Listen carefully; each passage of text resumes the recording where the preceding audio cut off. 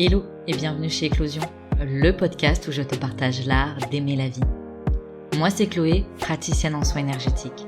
J'accompagne ceux qui le souhaitent à prendre conscience de leur potentiel et à faire rayonner leur lumière. Ici, je te propose des pistes et sujets de réflexion pour éclore à toi-même et faire éclore tes projets et aspirations. Si tu souhaites faire le plein de bonnes vibes, d'inspiration et de motivation, compte jusqu'à 3 et ensemble, on y va.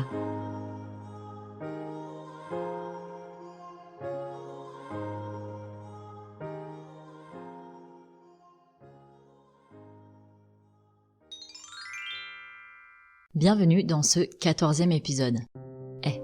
Déjà 14 épisodes. Qui l'aurait pensé ?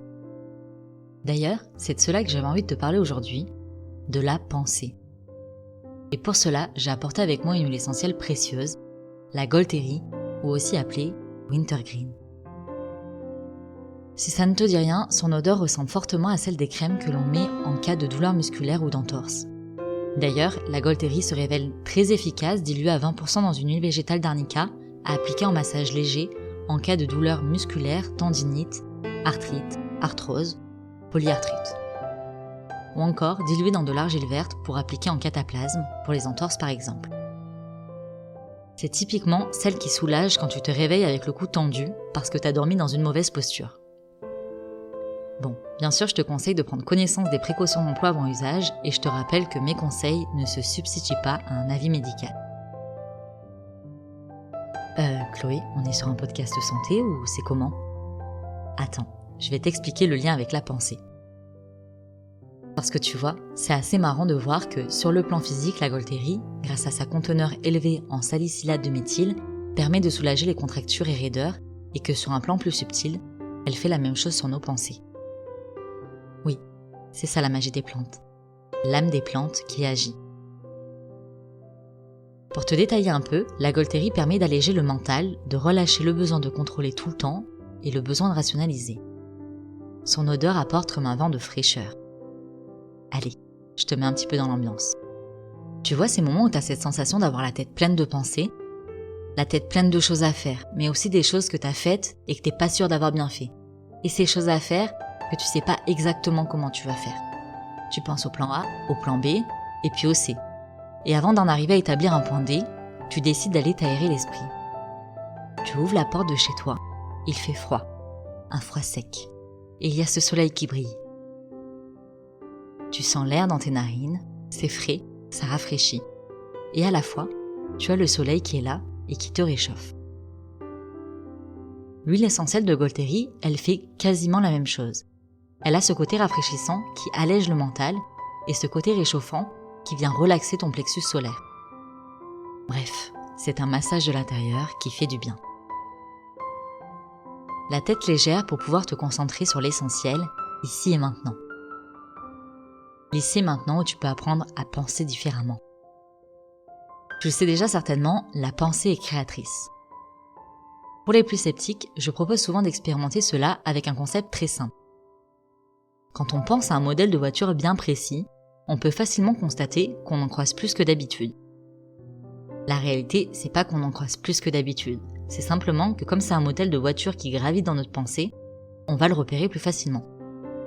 Maintenant imagine si on applique cela pour manifester des opportunités, de la joie, un accomplissement. Ouais, ça peut vraiment être magique. Parce que tu vois, nous sommes des êtres créateurs, et pour créer, c'est un peu comme tout, il y a un processus de création. On peut créer notre enfer comme on peut créer notre paradis. Si on focalise nos pensées sur la peur de l'échec, l'inquiétude, les barrières qui font obstacle à ce qu'on souhaite accomplir, le processus de création se dirigera sur ces éléments-là.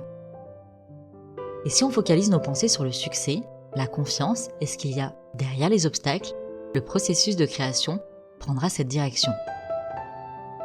Pour donner un exemple un peu plus concret, quand j'ai appris à conduire une moto, l'instructeur me disait « Chloé, quand tu vois le virage, porte ton regard plus loin. » En effet, si je portais mon regard sur le virage, ma pensée ne donnait pas les bonnes informations à mon corps pour faire pencher la moto. Parce que sur une moto, si tu tournes juste le guidon avec tes bras, c'est pas suffisant et même c'est un petit peu dangereux. C'est avec tout ton corps et ta pensée que tu accompagnes la moto dans le virage. Si mon regard se portait au-delà du virage lui-même, alors ça passait tout seul. Tu saisis la subtilité ? Ce sur quoi tu focalises ton attention donne l'impulsion, la direction. Et si tu es de ceux qui se disent « Mais moi je suis comme ça, je m'inquiète d'un rien. Je ne pourrai jamais faire ceci ou encore je ne pourrai jamais faire cela. » Commence cette expérience magique en te disant « Je suis le champ des possibles, mon potentiel est infini. » Délecte-toi un peu de l'odeur de la Gaultérie pour aller au-delà des cadres et de la rigidité que tu t'imposes. Renouvelle tes pensées, nourris-les d'espoir, d'amour, de volonté. C'est ainsi que ta vie commence à se transformer. Notre pensée est un outil puissant, parce qu'elle nous permet de manifester ce que l'on pense. Alors voilà ce que je t'invite à expérimenter aujourd'hui, le pouvoir de ta pensée.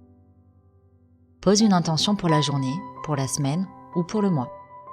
Concentre-toi dessus, tu peux même l'écrire quelque part. Et quand ta journée, ta semaine ou ton mois sera fini, repenche-toi dessus et regarde comment cela a influencé ta vie. Si tu veux faire l'expérience au-delà d'une journée, tu peux penser à cette intention un peu chaque jour pour bien en infuser ta pensée ou l'écrire sur le coin de ton miroir pour l'apercevoir tous les matins. Savoir que ta pensée créatrice ne fera pas de ta vie une vie toute rose, ton monde ne se transformera pas en pays des bisounours. Cependant, tu sauras que si tu penses que tu abrites le champ des possibles en toi et que ton potentiel est illimité, tu pourras faire face à l'adversité et trouver le moyen de le transcender. La vie n'est ni belle ni moche, elle est ce qu'on en fait. J'ai choisi personnellement d'aimer la vie parce que j'ai découvert par l'expérience qu'en l'aimant, elle me comblait en retour. C'est parce que je crois que la vie est belle que je peux voir la lumière dans les moments les plus obscurs.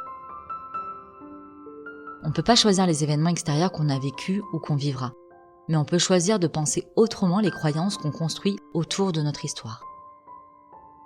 Le verbe croire se définit comme le fait de penser que quelque chose est véritable, réel, possible. Alors si tu commençais toi aussi à croire en tes possibles et à en faire ta réalité. Si tu commençais toi aussi à réécrire ton histoire. Et voilà, c'est déjà la fin de cet épisode, j'espère qu'il t'aura plu et surtout qu'il t'aura inspiré. Si tu souhaites découvrir un peu plus de mon univers ou prolonger l'aventure, tu peux t'abonner à mon compte Instagram eclos.si.ion. Je sais, c'est pas le nom le plus simple, du coup tu peux aussi le retrouver dans la barre de description. Dans tous les cas, on se donne rendez-vous la semaine prochaine pour un nouvel épisode et d'ici là, je te souhaite une belle semaine et t'envoie full love sur ton joli cœur de doué. Prends soin de toi.